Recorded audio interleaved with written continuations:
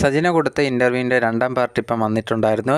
കഴിഞ്ഞ ദിവസങ്ങളായിട്ട് ഫിറോസ് ഉണ്ടെങ്കിൽ സജിനയ്ക്കും റസൂൽ പൂക്കുറ്റിക്കും എതിരെയുള്ള കുറേയധികം തെളിവും കാര്യങ്ങളൊക്കെ വിട്ടിട്ടുണ്ടായിരുന്നു. അവർ തമ്മിൽ ബന്ധമാണ് എന്നുള്ള രീതിയിലും, അതുപോലെ തന്നെ ഈ ഒരു സജിന ആ ഒരു ബന്ധത്തിൽ തന്നെ 2 പ്രാവശ്യം ഗർഭിണിയാവുകയും അതിലൊരു പ്രാവശ്യം അബോർട്ട് ചെയ്ത് കളയും, രണ്ടാമത്തെ പ്രാവശ്യം തനിയെ തന്നെ ആ ഒരു കുട്ടി അബോർട്ടായി പോവുകയൊക്കെ ചെയ്തിട്ടുണ്ടായിരുന്നു.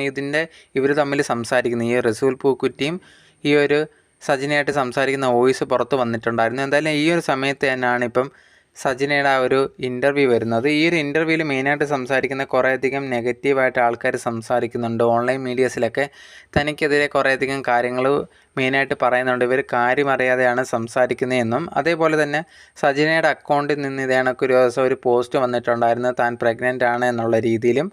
അതേ കണക്ക് അതിൻ്റെ ഭർത്താവ് ആ ഒരു കുട്ടിയുടെ അച്ഛൻ എന്ന് പറയുന്നത് റസൂൽ പൂക്കുറ്റിയുമാണ് എന്നുള്ള രീതിയിലാണ് ഒരു പോസ്റ്റ് ഇട്ടിട്ടുണ്ടായിരുന്നത്. അതിനുശേഷം സജിന ഒരു വീഡിയോ ഇട്ടിട്ടുണ്ടായിരുന്നു. ആ ഒരു വീഡിയോയ്ക്കകത്ത് സജിന പറഞ്ഞ കാരണം എന്ന് പറഞ്ഞു കഴിഞ്ഞാൽ ഈ ഒരു എൻ്റെ അക്കൗണ്ട് ആരോ ഹാക്ക് ചെയ്താണ്, എന്നിട്ട് അതേ കണക്കൊരു പോസ്റ്റ് ഇട്ടതാണ്, ഞാൻ പ്രഗ്നൻ്റോ കാര്യങ്ങളൊന്നുമല്ല എന്നുള്ള രീതിയിൽ പറഞ്ഞിട്ടുണ്ടായിരുന്നു. ഇപ്പോൾ അതിനെക്കുറിച്ചൊക്കെയാണ് ഈ ഇൻ്റർവ്യൂവിൽ പറയുന്നത്. ഞാനായിട്ടിട്ട പോസ്റ്റല്ല, ഇതേ കണക്ക് ആർക്ക് വേണമെങ്കിലും എൻ്റെ ഈ ഒരു പോസ്റ്റൊക്കെ ഇതേ കണക്ക് ചെയ്യാൻ പറ്റും. അതിന് കാരണം എന്താണെന്ന് പറഞ്ഞാൽ ഞാനുണ്ടെങ്കിൽ എനിക്കിത് ഒന്ന് ഉപയോഗിക്കാം, സോഷ്യൽ മീഡിയ അങ്ങനെ ഉപയോഗിക്കാൻ അറിയുന്ന ഒരാളല്ല.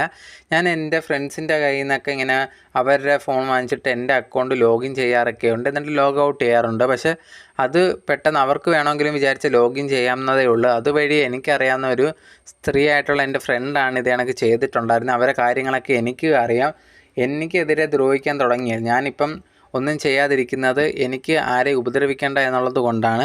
എനിക്കെതിരെ ഇതേ കണക്ക് ഇനിയും ചെയ്തുകൊണ്ടിരുന്നാൽ ഞാൻ അവർക്കെതിരെ എനിക്ക് പറ്റാവുന്ന കാര്യങ്ങൾ, എൻ്റെ കയ്യിലുള്ള അവർക്കെതിരെയുള്ള തെളിവുകളെല്ലാം പുറത്ത് വിടും. അത് വേണ്ടാന്നുണ്ടെങ്കിൽ എന്നെ ഇങ്ങനെ ഉപദ്രവിക്കരുത് എന്നുള്ള കാര്യമാണ്. പിന്നെ ഇതൊന്നും കാര്യങ്ങളൊന്നും അറിയാതെയാണ് ആൾക്കാർ തനിക്കെതിരെ നെഗറ്റീവ് പറയുന്നത് എന്നുള്ളൊരു കാര്യം കൂടി സജിന പറയുന്നുണ്ടായിരുന്നു.